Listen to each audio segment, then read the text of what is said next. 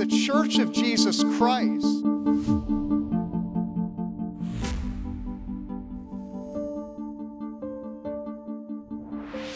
There are many Christian pastors and leaders who say that things like nations and governments are worldly and that we should put them aside in favor of more spiritual pursuits.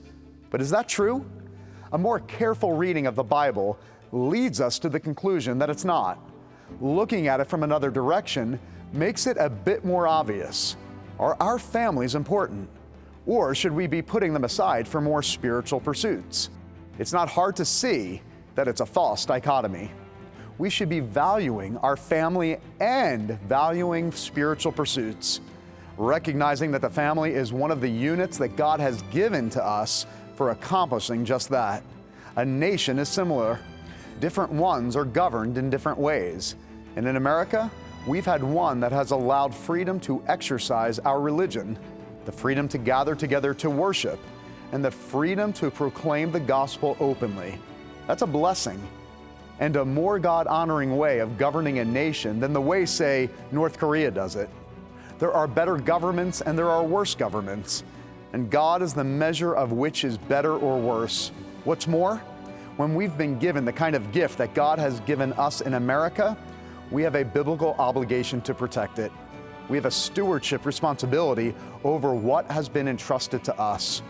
Proverbs tells us, a good man leaves an inheritance to his children's children. The famous parable of the prodigal son is about one who foolishly squanders his inheritance. Sadly, at least some of our inheritance has already been squandered. Where once we acknowledged God and respected the law, we now live in a nation where God is marginalized and the Constitution is tossed aside, even by judges and politicians who should know better.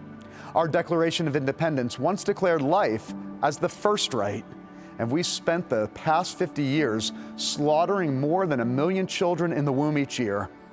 And at least part of the blame goes to Christians who failed to take a stand and look the other way in the name of focusing on the spiritual. To do so isn't spiritual at all, but is actually a dereliction of our duty. So with our nation facing a major election this fall, we have an obligation to be registered, to vote, and to vote for our Christian values. And let us be thankful for those who did take a stand and who put everything on the line for this nation. The great founding father, John Adams, who signed the Declaration, the Constitution, and was the second president of the United States, writing to his wife Abigail, once directly addressed you and me. He wrote, quote, "Posterity, you will never know how much it costs the present generation to preserve your freedom. I hope you will make a good use of it. If you do not, I shall repent in heaven that I ever took half the pains to preserve it," unquote.